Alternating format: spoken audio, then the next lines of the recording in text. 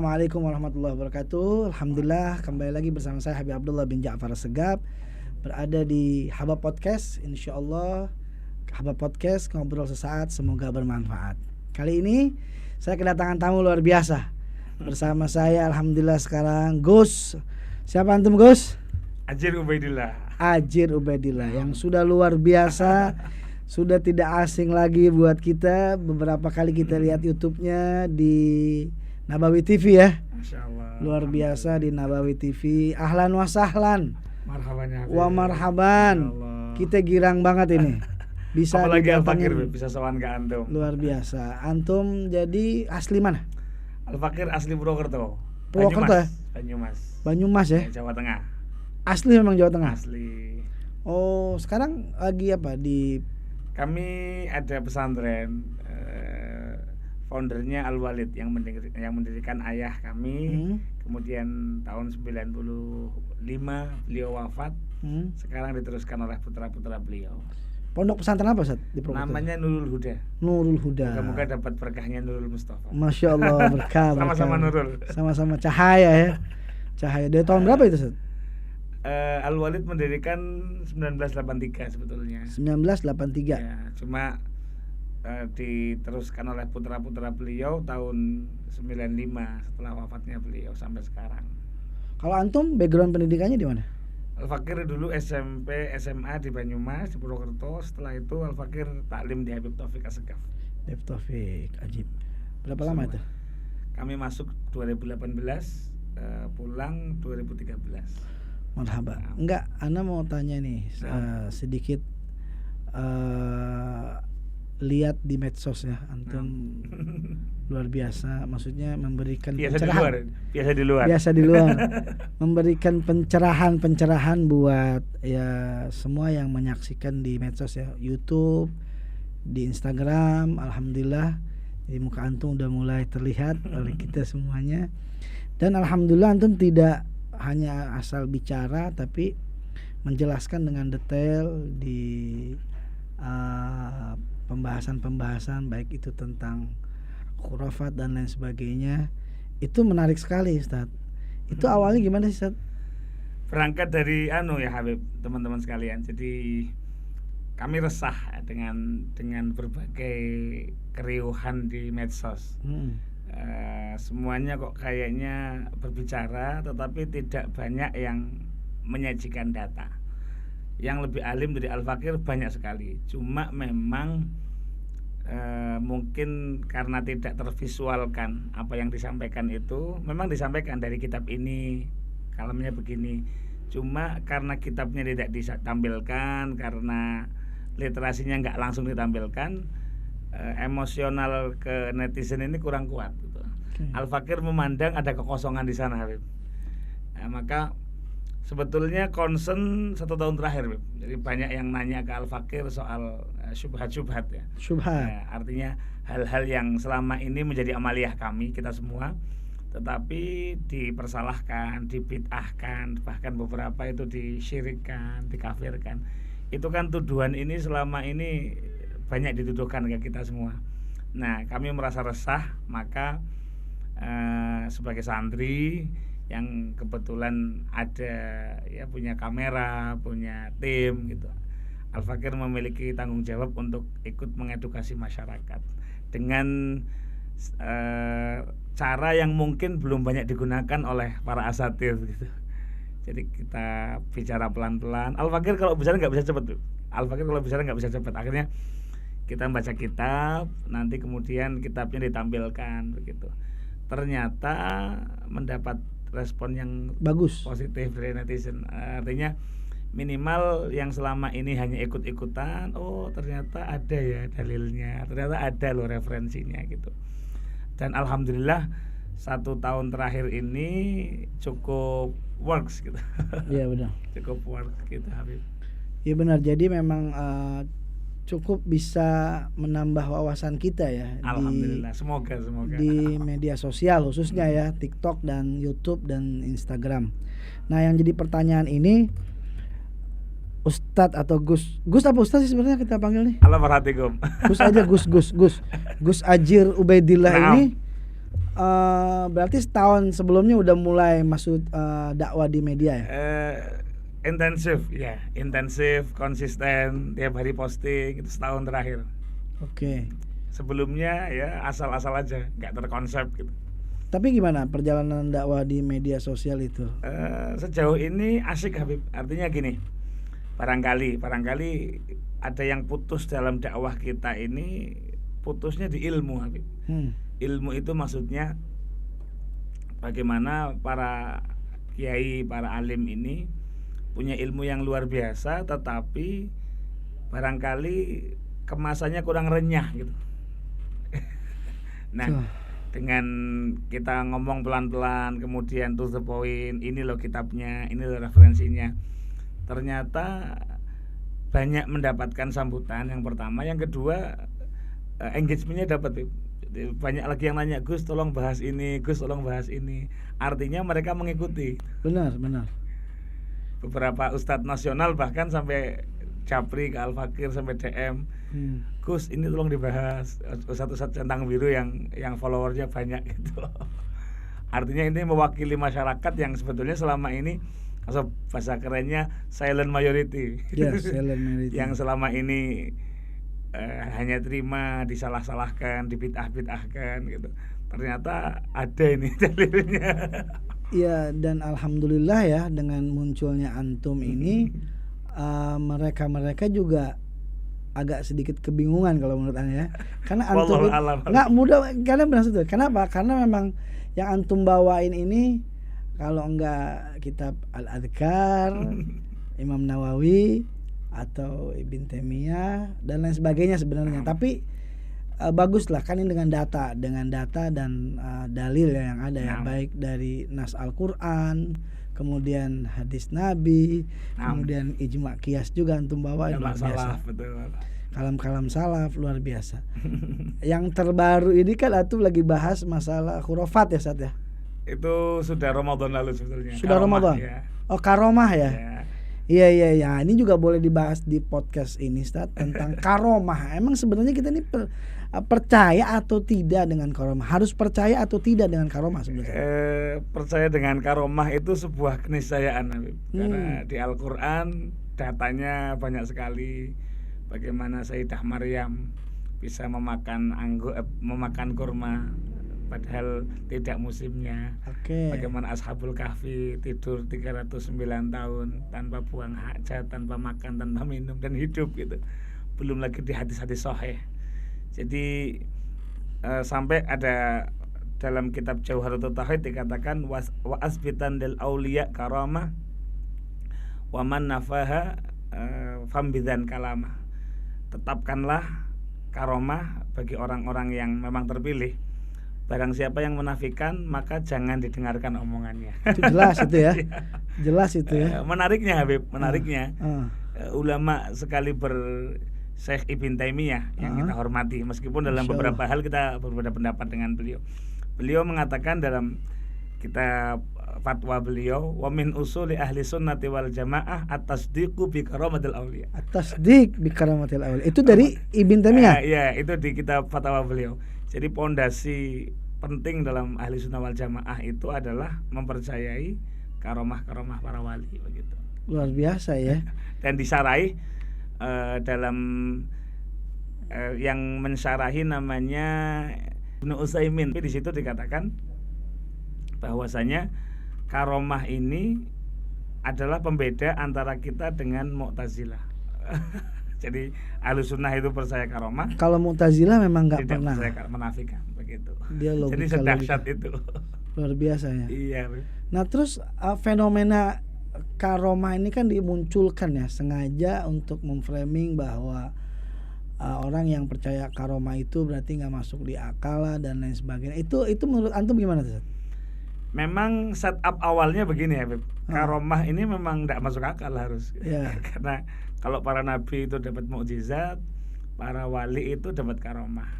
Memang khawarikul ada, syaratnya karomah itu nggak masuk akal. Kalau masuk akal jadinya bukan karomah. Ya. Kalau kita tadi kan dibahas bahwa kalau kita kan memang harus mempercayai karomah karena kita pondasinya seperti itu, kata itu Ibn Taimiyah yang bilang. Nah, tapi dengan fenomena zaman sekarang ini dibikin kita atau semua orang yang orang-orang di luar sana supaya hilang tuh kepercayaan atas karomah itu. Nah, fenomena ini terjadi kenapa Ustadz? Kalau menurut antum gimana itu? Kalau kenapanya, wallahu a'lam Habib. Kita memang, kalau Al-Fakir boleh katakan sih memang musibah kita tuh di ilmu Habib. Di ilmu.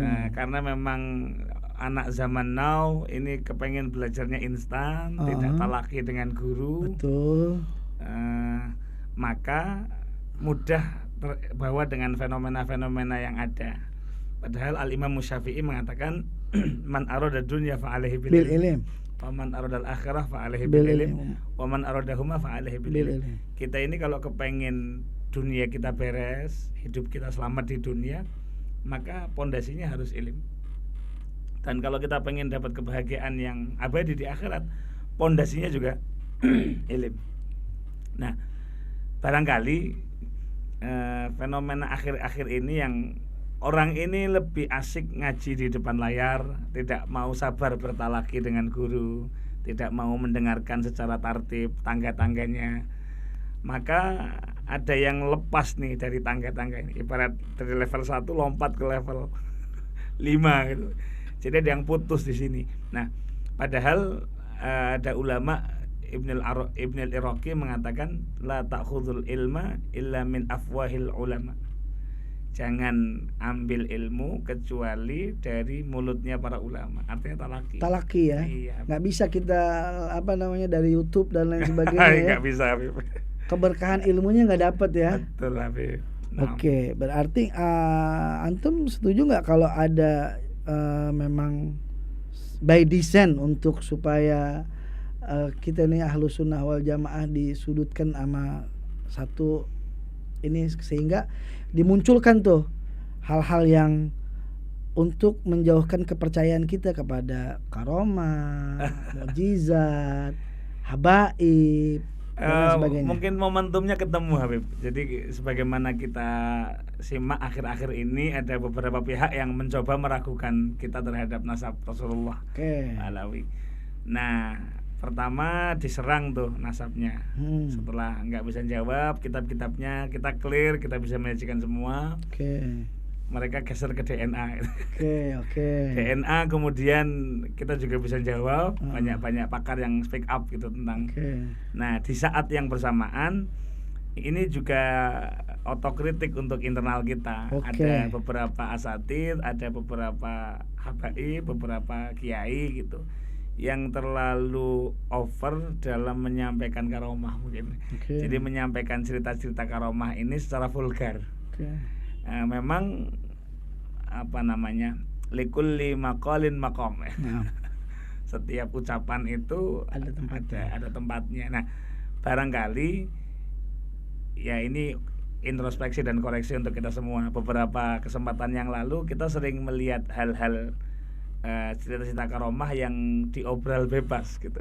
Ya, rupanya betul. Ini jadi pintu masuk. Ini celah ya. Ini khurafat, ini nggak masuk akal.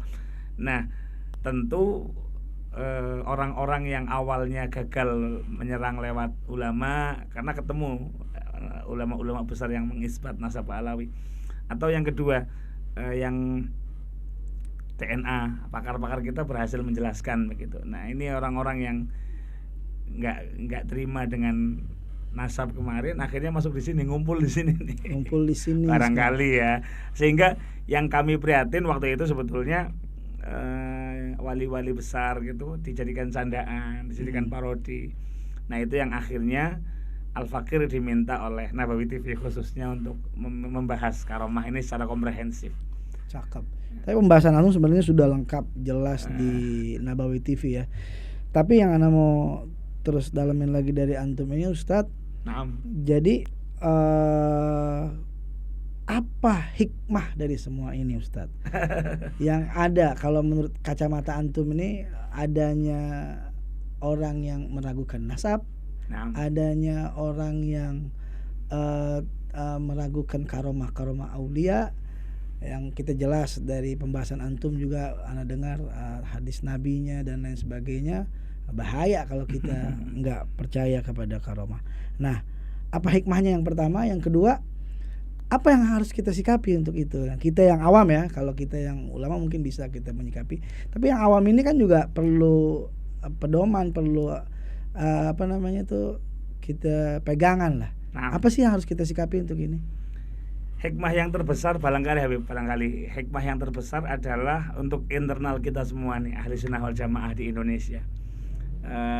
Kita ini di Indonesia, khususnya warga ahli sunnah di Indonesia, selama ini kurang aware terhadap ilmu ya, berarti antum tekankan di ilmu ya. Ilmu. Karena mohon maaf, kalau kita ada majelis sholawatan kah, majelis zikir dan sebagainya, selalu ramai di mana-mana.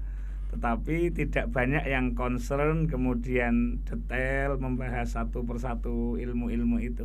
Sebetulnya ini diferensiasi ada di pesantren. Nah, gitu. Maksudnya mau ngomong gini, ilmu sebenarnya Ahlus Sunnah wal Jamaah udah pastikan ada dan mendalami itu di pesantren. Betul. Cuman memang tidak seperti majelis-majelis taklim yang fenomena saat-saat ini dengan medsosnya, dengan sekarang zaman sekarangnya IT-nya.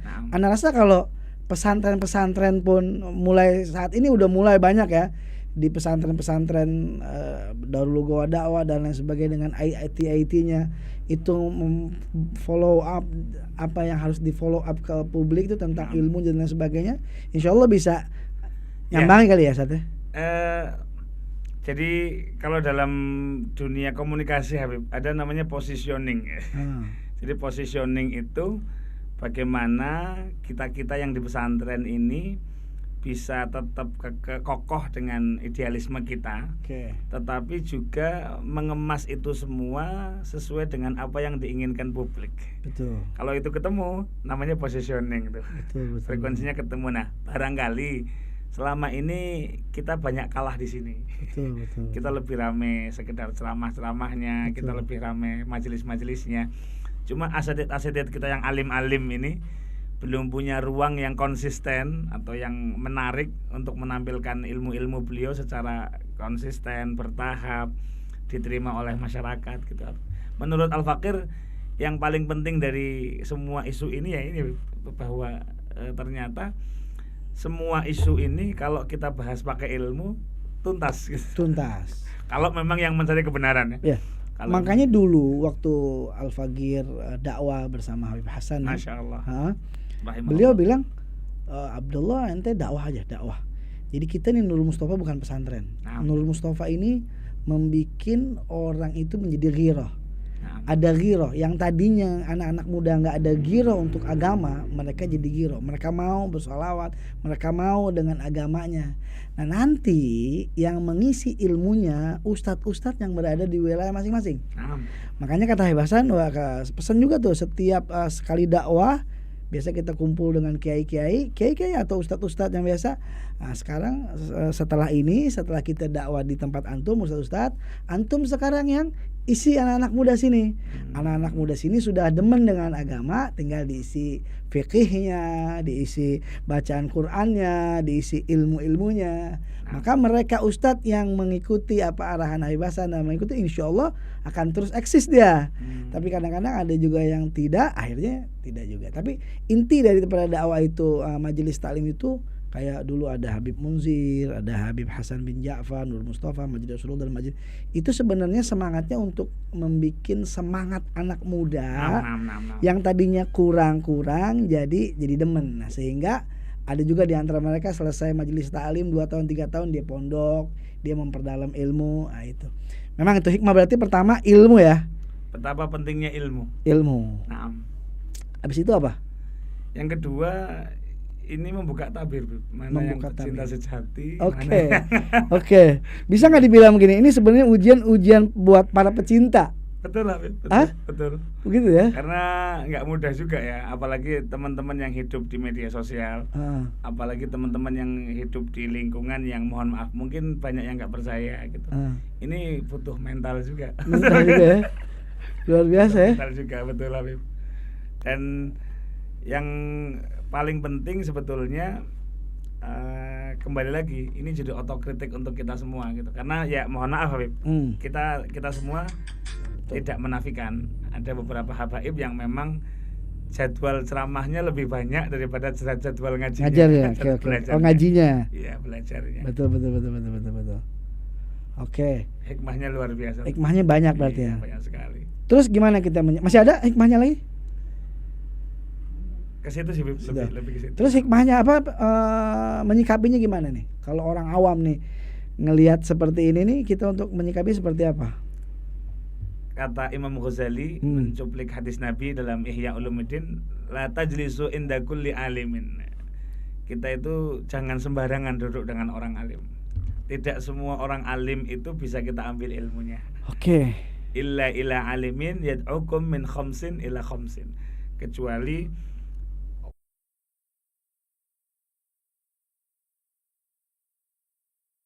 yang diantaranya yang di situ adalah minal adawati ila nasihah. Ulama yang mengajak kita awalnya bermusuhan menuju pada kepedulian, kepada kebersatuan. Nah, barangkali ini Bib, ternyata kita lihat sekarang bagaimana caci maki, khususnya yang mohon maaf yang tidak suka cinta berlebihan gitu atau yang benci berlebihan. Itu kan sekarang narasinya jadi kayak adu domba. Betul. Sudah kehabisan ilmu, yang ada sekarang caci maki. Nah, maka Al-Fakir menjumpai Bib, orang-orang yang muhibbin begitu, orang-orang yang cinta pada habaib, masya Allah. Tetapi ternyata punya guru yang agak sering nyentil habaib. Serba salah juga, Bib. Serba salah. Artinya satu sisi beliau kepengen mahabbah terhadap dzurriyyah Rasulullah, tetapi satu sisi sering dipanggil sama gurunya yang notabene-nya kurang suka, bahkan mengkritik. Akhirnya bingung nih murid. Iya, artinya ini pelajaran juga untuk kita semua. Tidak semua orang alim itu aman atau bisa kita ambil ilmunya, kecuali ulama-ulama yang memang awalnya itu ada perpecahan, ada pertikaian, kemudian mengajak kita semua untuk nasihat, saling peduli. Gitu. Berarti masuk ke hadis Rasulullah yang bilang, aku lebih takut nanti kepada umatku daripada kepada ulama yang gimana ulama gimana itu? Iya betul ya, la'allahu seperti itu Bib ya. Karena orang alim ini banyak lah, tapi yang kemudian berakhlak, mengajak kepada persatuan hari ini itu tidak banyak sekali, atau apalagi yang speak up di media ya, itu mahal sekali hari ini. Iya betul. Bahkan kita suka lihat juga saat ada yang bukan ahli agama, bukan backgroundnya itu ustadz, bahkan backgroundnya luar, tapi bicaranya tuh lembut. Fenomena juga saja, bicaranya ngajak baik, bahkan yang dibahas tentang filsafat, kelembutan, sehingga masyarakat ini kok lebih bagus daripada ustadz yang apa namanya backgroundnya agama, yang kesehariannya atau ceramahnya caci maki, hasut dan lain sebagainya. Nah, itu tuh juga jadi pelajaran juga buat kita. Jadi ada hadis Nabi Habib, arifku maka nafi syai'in illa zanahu. Kelemah lembutan itu mau ditaruh dimanapun pasti akan menghiasi, jadi indah. Public speaker, kemudian ustadz, kemudian guru, konten kreator, siapapun yang tampil dengan kelemah lembutan pasti akan nampak indah. Wa ma nuzi'a an syai'in illa syanahu. Ketika sudah hilang rifq ini, lemah lembut, maka akan menciderai dan akan merusak. Barangkali itu juga hikmah hari ini. Tapi bahaya juga sebenarnya. Gimana? Maksudnya mereka ini yang bukan backgroundnya ustadz terus berbicara tentang ustadz, tentang kalam-kalam yang jadinya ngaco juga gitu. Iya. Anda pernah dengar makalah? Dia kan bahas tentang tasawuf, tapi syariatnya nggak jelas. Akhirnya jadi zindik dia. Kan begitu kan? Itu juga. Tapi untuk fenomena sekarang ternyata itu lebih diminati ustadz. Jadi Al-Imam Malik bin Anas dalam dicuplik di Ihya Ulumuddin, di Ithafnya juga dicuplik. Man tasawwafa walam yatafaqah faqad tasandak. Orang yang melulu bicara tentang tasawuf, tentang memperbaiki hati. Kalau sekarang filosofi. Tetapi tidak dibarengi dengan belajar fikih, wala mutafaqqah. Bagaimana sholat yang benar, wudhu yang benar, bersesuci yang benar. Biasanya tazandak, intinya ngawur. Sebaliknya, orang waman tafaqqaha walam yatasawwaf, orang yang selalu sibuk dengan fikih tapi tidak diimbangi dengan memperbaiki hati, tafassak. Jadinya agak nakal gitu. Sedang nyari hilah, sedang nyari pembenaran gitu. Waman tasawwafa wa tafaqqaha tahaqqaq. Barang siapa yang belajar fikih diimbangi dengan tasawuf, dialah yang akan sampai pada level tahaqquk tadi, benar-benar memahami hakikat ilmu. Oke. Nah, ada orang pertanyaannya bagaimana hukum minyak goreng tersebut, najis atau tidak, Ustaz? Oke, jadi dalam kitab Bulughul Maram, Al-Imam Al-Hafidh Ibnul Hajar Al-Asqalani, beliau mencuplik satu hadis dari Nabi Muhammad SAW. Beliau bersabda, idza waqa'atil fa'ratu fis saman, kalau ada tikus bangkai yakni jatuh ke dalam saman itu minyak. Saman itu kayak keju gitu ya. Maka fa'in kan jamidan, kalau memang itu jamid itu padat, maka fa'alquha wa mahaulaha. Bangkai tikusnya ini dibuang, kemudian area di sekitar bangkai tikus ini juga dibuang, yang ketempelan itu. Wa'in kana ma'ian, kalau memang cair, kayak minyak di Indonesia ini kan cair. Minyak kan ada yang padat kayak margarin, kayak keju itu kan padat. Blue band ya. Ada yang memang cair. Wa in kana ma'ian, kalau memang saman itu ma'i' fala taqrabuh, maka jangan didekati. Nah, hadis ini diriwayatkan oleh Al-Imam Ahmad bin Hanbal dan Imam Abu Dawud. Nah, dari hadis ini para ulama mengatakan bahwasanya dibedakan kalau memang minyaknya padat, minyaknya kayak saman, kayak margarin itu, maka masih bisa dimanfaatkan. Ambil najisnya dan sekitarnya dibuang dan sisanya bisa dikonsumsi. Nah, tapi kalau memang kayak minyak di Indonesia itu cair, maka automatically semua yang ada di situ jadi najis. Menurut pendapat yang mu'tamad. Kalau dalam mazhab Syafi'i ada pendapat kedua.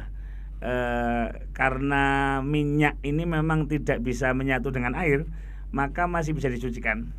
Cuma ini pendapat kedua, yaitu dengan cara najisnya dibuang, kemudian disiram air, nanti setelah itu diaduk, otomatis kan nanti akan terpisah tuh. Nanti airnya dibuang, minyaknya sudah kembali suci. Itu pendapat kedua dalam mazhab Al-Imam Syafi'i begitu. Ini najis secara umum, najis secara umum. Cuma nanti di ma'fuat kita akan melihat bagaimana ada beberapa najis yang dima'fu ketika masuk ke dalam air yang sedikit atau ma'iat, masuk ke dalam cairan. Nah, di antara yang dima'fu di sana adalah satu, ma la yudrikuhu tarf, najis yang memang tidak terlihat oleh mata, cipratan-cipratan kecil itu dima'fu kalau masuk ke minyak-minyak atau ke cairan atau ke air yang sedikit. Begitu juga yang kedua, yaitu maitah laisa laha damasailu, yaitu bangkai yang tidak memiliki darah yang mengalir. Para ulama mendefinisikan itu cicak ke bawah. Cicak, semut, lalot, laron, nyamuk. Yang memang kata para ulama kalau dibedel, kalau dibelah itu darahnya nggak mengalir seperti itu. Berarti cicak termasuk ya? Cicak termasuk, artinya kalau ada bangkai cicak masuk ke cairan, maka boleh dibuang, cicaknya, masih bisa diminum. Kalau masih nggak jijik. Berarti ini menjawab pertanyaan yang kedua. Kalaupun najis, terus apakah bisa disucikan sehingga bisa dipakai kembali? Sudah terjawab itu. Oh, luar biasa. Jadi memang pentingnya ilmu itu seperti itu. Ini jangan-jangan tukang jualannya nih. Ya. Naam ya Habib, ya Allah. Assalamualaikum warahmatullahi wabarakatuh. Izin bertanya kepada Ustadz bab kurban, karena dikit lagi mau kurban saat. Di masjid daerah saya ada program kurban bersama, yaitu mengumpulkan uang dari banyak jamaah dengan nominal seikhlasnya, kadang mencapai puluhan jamaah. Lalu uang itu dibelikan hewan kurban. Apakah sah berkurban dengan cara tersebut? Jazakallah khair. Jadi tudzi'u ad-dha'nu, kambing itu tudzi'u an wahid, hanya mencukupi satu. Amal bakar wal jamal, sapi ataupun onta itu mencukupi untuk tudzi'u ansab, mencukupi untuk sab'atin, untuk 7 orang. Nah, maka maksimal, kapasitas maksimal gitu. Kalau onta ataupun sapi bisa dirame-rame untuk 7 orang.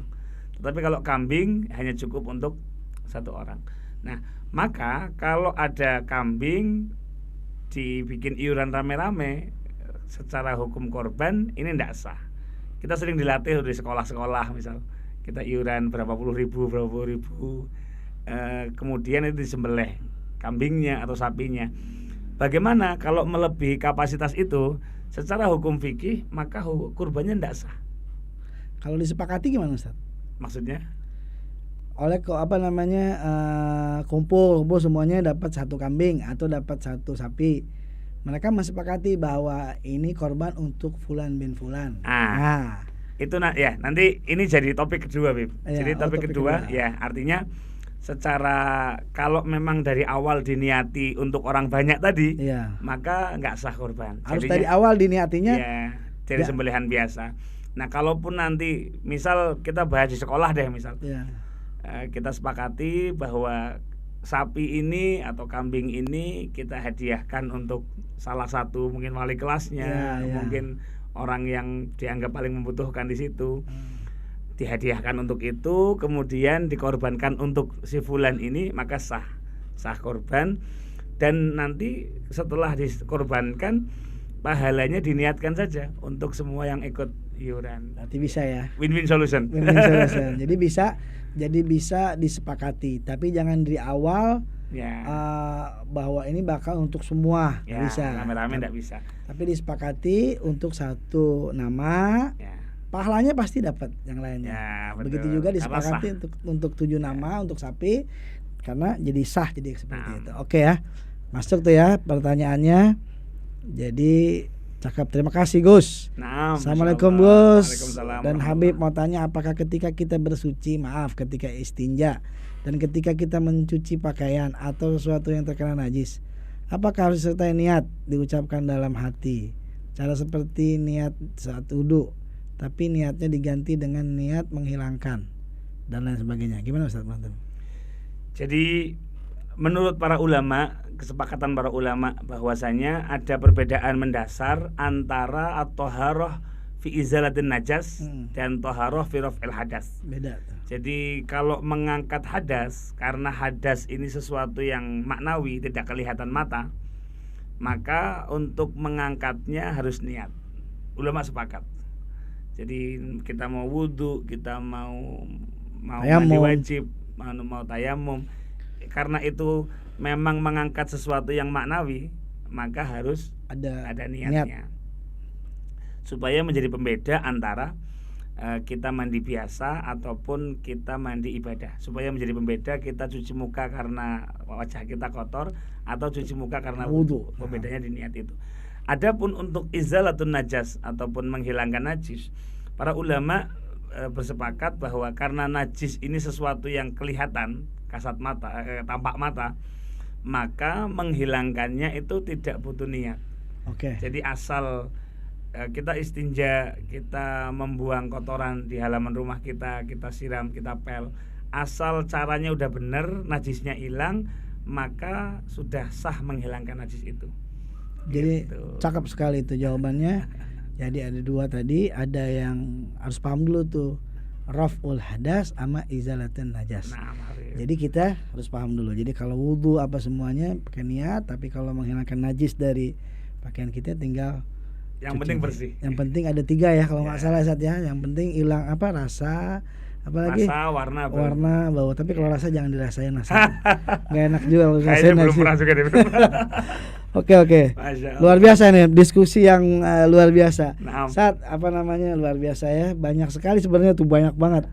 Tapi ada yang boleh nanya juga. Habib. sama antum, ini menghilangkan was-was. Ya kan ada penyakit salasil bol tuh, orang nggak paham bagaimana cara menghilangkan was-was ketika kita ini diserang was-was, kayaknya udah kencing apa belum, ini masih ada apa nggak, tetes apa kagak. Itu banyak sekali tuh. Boleh, Ustaz? Al waswasatu minasyaitan. Was-was itu adalah bisikan dari setan. Maka ada kaidah penting dalam fikih. Al asal fil asya al adam. Nah, apa tuh? Sesuatu itu asalnya ndak ada sampai kemudian ada. Kita bingung nih, ini jam tangan ini suci apa najis ya? Maka al asal at-tuhur, asalnya adalah suci. Ini tembok studio ini suci apa najis ya? Al asal at-tuhur, asalnya adalah suci. Kita melihat air di depan rumah kita, seloka genangan, atau kita melihat tanah di depan rumah kita, itu tanah, itu air suci apa najis ya? Al asal at-tuhur, asalnya adalah suci. Sampai kita mengetahui dengan yakin apa penyebab yang menjadikan air itu najis. Ini kaidah yang sangat penting untuk kita pahami, apalagi untuk teman-teman yang was-was. Ya, boleh. Maka aduh ini kayak kencing lagi ya, maka enggak. Kalau memang enggak yakin berarti enggak gitu. Jadi lawan harus dilawan. Lawannya memang harus dilawan. Bahkan ulama bilang suruh nyepretin. Ya, kalau setelah istinja sunnah untuk menyepretin supaya menghilangkan was-was ketika tadi cepretan air. Itu. Oke Ustaz, itu terima kasih banyak. Jazakallahu khair itu untuk fikihnya. Yang terlalu banyak juga terpusing juga mereka. Tapi intinya jazakallahu khair antum sudah datang ke sini. Ini adalah nikmat pembuka kembali Habab Podcast, didatangi oleh antum Ustaz Ajir. Semoga bermanfaat ya Habib. Sangat bermanfaat, hampir 1 jam kita ngobrol-ngobrol. Masih banyak sebenarnya yang kita mau obrolin lagi, tapi ilmu memang masya Allah nggak ada habisnya ya Ustaz ya. Boleh kasih doa Al-Fakir. Enggak, antum luar biasa. Doanya, selalu kita doain dan juga kasih nasihat-nasihat ini buat semua pemirsa Habab Podcast dan pemuda-pemuda zaman sekarang Sat. Boleh dikasih nasihat biar nggak kehilangan arah. Boleh Sat. Ada seorang sosiolog Muslim Habib, namanya Ibnul Khaldun. Beliau memberikan nasihat yang saya rasa ini relate untuk anak-anak zaman now. Jadi beliau mengatakan al-ayyamu su'bah tukhrijur rijal al-aqwiya. Orang masa-masa yang sulit, masa-masa yang susah, masa-masa perjuangan itu akan menghasilkan orang-orang yang kuat. Luar biasa. Artinya teman-teman yang sekarang lagi kesulitan di ekonominya, di keluarganya, di pekerjaannya, sabar deh. Kita harus jadi kuat. Kuat dalam ilmunya, kuat dalam doanya, kuat dalam memperbaiki diri, pokoknya kuat. Kata kuncinya kesulitan kita harus membuat kita tambah kuat. Kenapa? Warijalul aqwiya, orang-orang yang kuat inilah yang akan yasnauna al-ayyamar raha, yang akan bisa mengkonversi masa-masa yang sulit akan menjadi masa-masa yang penuh dengan kebahagiaan. Jadi jembatan antara kesulitan menuju kemudahan itu adalah kekuatan. Ya teman-teman yang sekarang lagi kesulitan, kalau pengen segera mendapatkan kebahagiaan, perkuat diri kita, perkuat mental, jangan mudah kena mental. mental health harus kuat, ilmu kita harus kuat, komunikasi kita harus kuat, membangun relationship kita harus kuat, semua aspek dalam hidup kita harus kita kuatkan. Oke, caranya Ustaz? Belajar membuka diri, open mind. Nah, menariknya Habib, wal ayyamur raha ini penting teman-teman, khususnya teman-teman yang punya orang tua berada atau teman-teman yang kemudian hidupnya sekarang berada. Wal ayyamur raha, orang itu kalau terlalu nyaman akan tukhriju ar-rijala du'afa. Orang itu kalau terlalu dimanja, terlalu tenang, nggak punya tantangan dalam hidup, nanti akan jadi orang-orang lemah. Jadi hati-hati yang sekarang berada dalam jebakan zona nyaman.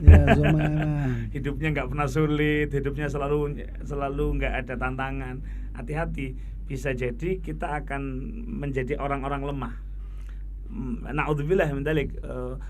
Warijalud du'afa, orang-orang yang lemah itu akan yasnauna al ayyamas su'bah. orang-orang yang lemah ini yang akan menjadikan hidupnya sulit kembali seperti setup awal gitu. Nah, jadi kata kuncinya adalah kita harus kuat, Habib. Betul. Nah, Habib. Jadi caranya itu tadi belajar. Kita mau kuat harus belajar. Duduk bersama orang-orang soleh. Duduk bersama orang soleh. Mendengarkan nasihat. Marhaba, jazakallah khair. Terima kasih banyak Ustadz Ajir Ubaidillah yang kasih paparan yang luar biasa. Kita ngobrol-ngobrol ajib. Ada fikihnya, ada juga luar biasa. Mudah-mudahan Allah buka terus hati antum, Allah tambahkan terus ilmu antum. Dan kita bisa mendapatkan manfaat dari ilmu antum semuanya. Amin ya rabbal alamin. Ana juga mengucapkan jazakallah khair wa iyyakum ya Habib atas ilmu-ilmu yang antum sebarkan, penyampaian-penyampaian yang luar biasa, yang enak bisa diterima oleh umat, sehingga ilmunya manfaat buat kita semuanya. Masya Allah. Jangan bosan kalau ada kapan waktu lagi di Jakarta. Masya Allah, bahagia sekali kita sowan ke antum. Tinggal antum ditunggu di Purwokerto. Insya Allah nanti kita ke Purwokerto. Kapan waktu bisa kita bahas lagi hal yang lebih lebih ajib lagi. Ya, Ustaz ya. Nah, Habib. Jazakallah khair. Terima kasih semuanya para pemirsa Sahabat Podcast di mana saja berada, antum sebarkan, nanti boleh dipotong-potong videonya yang bagus tapi jangan yang kurang bagus. Untuk umat semuanya, jazakallah khair. Itu aja, nanti kita ketemu lagi di lain kesempatan di episode selanjutnya. Terima kasih. Saya Habib Abdullah bin Ja'far Segaf bersama Ustadz Gus Ajir Ubaidillah mengucapkan Assalamualaikum warahmatullahi wabarakatuh. Waalaikumsalam warahmatullahi wabarakatuh.